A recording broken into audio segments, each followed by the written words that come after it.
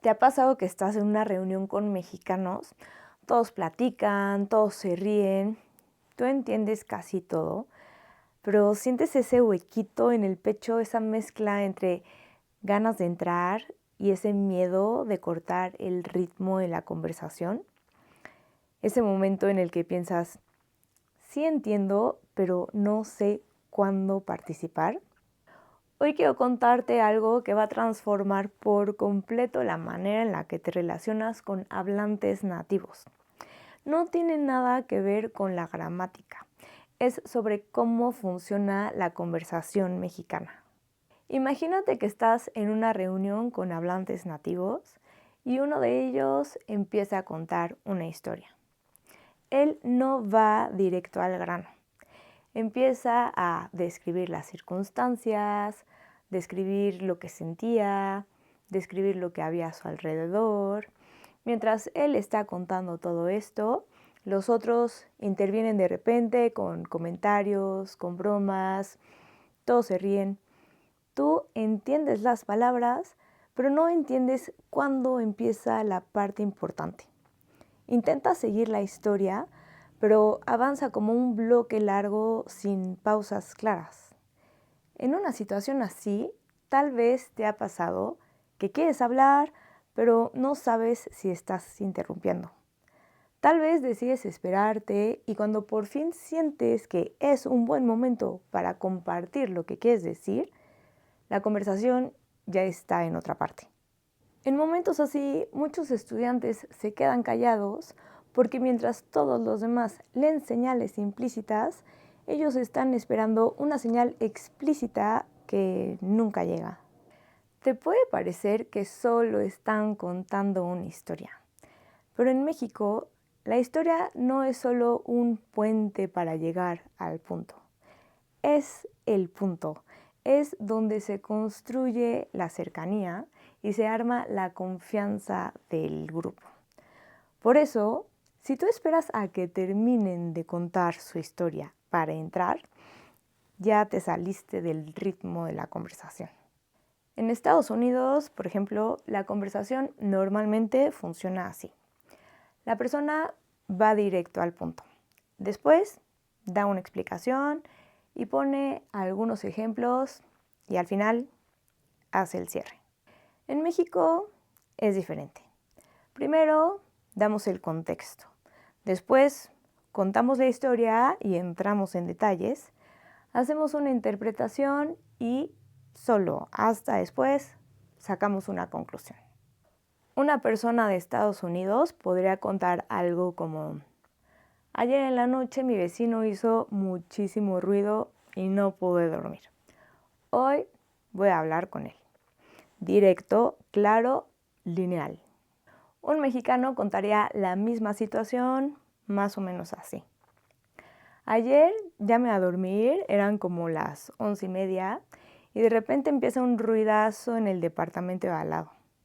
Primero pensé que era la tele, pero no, sonaba como si estuvieran arrastrando muebles o algo así. Total, me quedé despierto un buen rato, como hasta las 2 de la mañana. Yo creo que hoy le voy a decir algo al vecino porque no puedo pasar otra noche así. La conclusión aparece hasta el final. Por eso, si estás en una mesa mexicana y te esperas a la parte final para entender el tema y participar, ya vas tarde. Muchos estudiantes me dicen: entiendo las palabras, pero me pierdo. No sé cuándo meter un comentario o siento que voy a interrumpir. Mis comentarios suenan vacíos o tengo miedo de preguntar porque seguramente es algo obvio para ellos.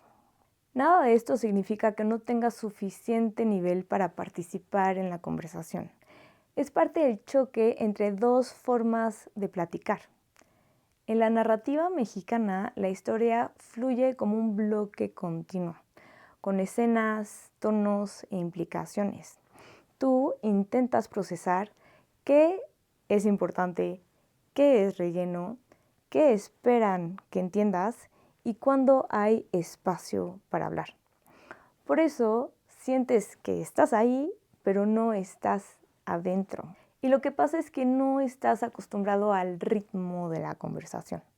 Y mientras tú sigues tratando de ubicarte en la historia, la conversación se va abriendo en varias direcciones. Detalles, reacciones, chistes. Y de pronto puede aparecer una frase que para ellos dice mucho, pero tú no logras entender más allá de las meras palabras. En México, alguien puede decir algo como, ya sabes cómo son las cosas en el IMSS. Y todos en la mesa van a reaccionar igual. Tú escuchas la frase, entiendes las palabras, pero no captas el subtexto cultural que ya viene incluido. Y ahí aparece la sensación de ir un paso atrás. Cuando entiendes que una historia sirve para suavizar desacuerdos, crear cercanía, marcar el tono y cargar la historia con el tono emocional que no siempre queda explícito, empiezas a ver que tu español correcto no siempre funciona en una conversación mexicana. No es suficiente hablar español, hay que saber platicar en español. Contar una historia no es para adornar una plática. Una historia es la forma en la que nos involucramos y conectamos. Pero no te preocupes, es algo que puedes aprender. Puedes aprender a entrar en la historia, a aportar una escena, a leer el tono, a entender lo implícito sin sentir que interrumpes. Puedes aprender a estar dentro sin sentir que estás siendo evaluado. No necesitas contar historias perfectas, solo necesitas reconocer cómo se mueve la conversación mexicana. Si a veces sientes que entiendes, pero no participas, o que estás presente pero no entras, o que tu español funciona en clase pero no en una conversación mexicana, no es tu culpa. Es que nadie te enseñó esta parte del idioma, la parte cultural, la parte social, la parte que no viene en ningún libro. Una vez que la identificas, todo cambia. La conversación deja de sentirse como un examen y empieza a sentirse como un lugar donde sí perteneces. Soy Ana Cris Chávez, especialista en conversación y cultura mexicana, y ayudo a adultos a pasar de entender español a usarlo con seguridad en la vida real. Si quieres integrar el idioma con la forma real en la que platicamos en México, entra a anacrischavez.com y revisa lo que tengo para ti. Nos vemos.